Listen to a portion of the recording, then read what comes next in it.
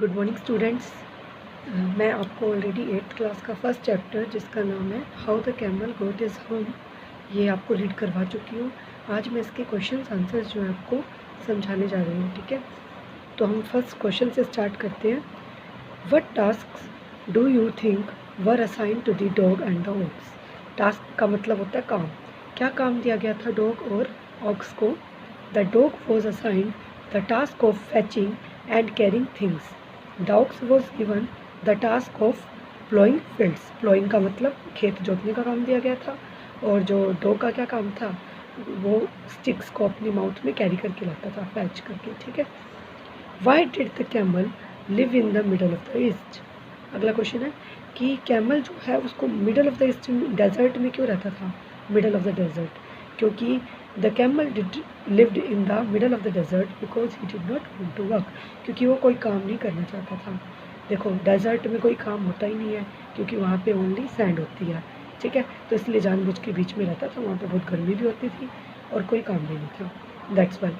What made next question है, what made the dog the horse and the ox very angry. Dog, horse और ox को किस बात ने गुस्सा दिलवा दिया?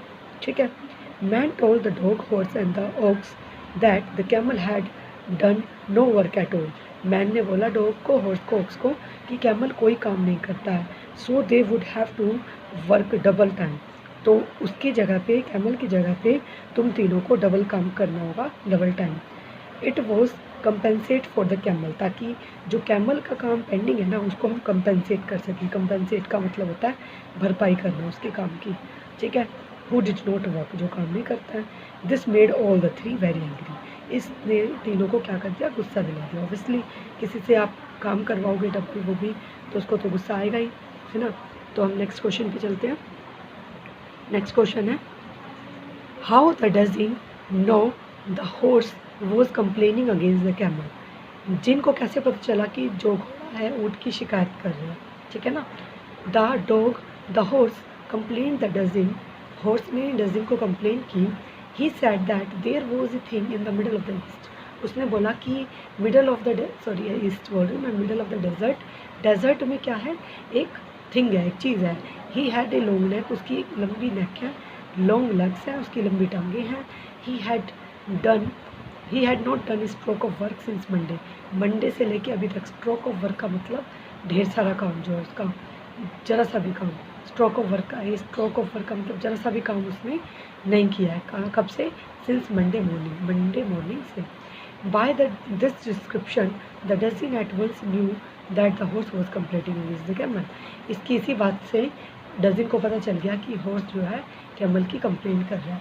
ऑब्वियसली इसने डायरेक्टली नहीं बोला, बट इनडायरेक्टली कैमल का नाम नहीं लिया, पर इनडायरेक्टली बता दिया कि डेजर्ट में एक लंबी गर्दन वाला एक एनिमल रहता है। तो ऑब्वियसली डजिन तो बहुत चालाक था, तो वो समझ गया कि किसकी कंप्लेंट कर रहा है? कैमल की। Next, the camel was looking at his reflection in the pool.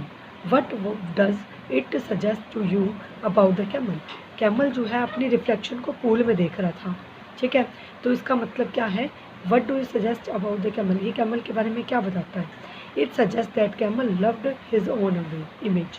इससे क्या पता चलता है? कैमल देखो अपनी फ़ोटो को मिरर में कब देखता है? जब उसको ये लगता है कि मैं बहुत अच्छा दिख रहा हूँ, ठीक है। तो वही बात हो गई, he thought himself to be very charming. उसको अपने आप को कैसा लग रहा था? बहुत चार्मिंग फील कर रहा था। The camel sad hump repeatedly, how did it affect him. Camel जो है हम्प बार बार बोलता रहता था, वो कैसे इसको अफेक्ट करता था? The camel repeatedly said hump, very soon a big hump puffed up on his back, his word hump ultimately become as hump. Camel बार बार हम्प हम्प बोलता रहता था, और एक दिन क्या हो गया, उसके ऊपर पीठ पे जो है एक हम्प आ गया। हम्प का मतलब कुबड़ आ गया हमेशा के लिए। तो जो उसका हम्प था वो एक हम्प बन गया, ठीक है। तो ये कहने की बात है, पता नहीं दिस इज़ ट्रू और नॉट, बट ऐसा बात बोली गई है इस चैप्टर में, ठीक है। वट नेक्स्ट क्वेश्चन है, what according to the djinn was use of the hump. What according to the djinn was the use of hump.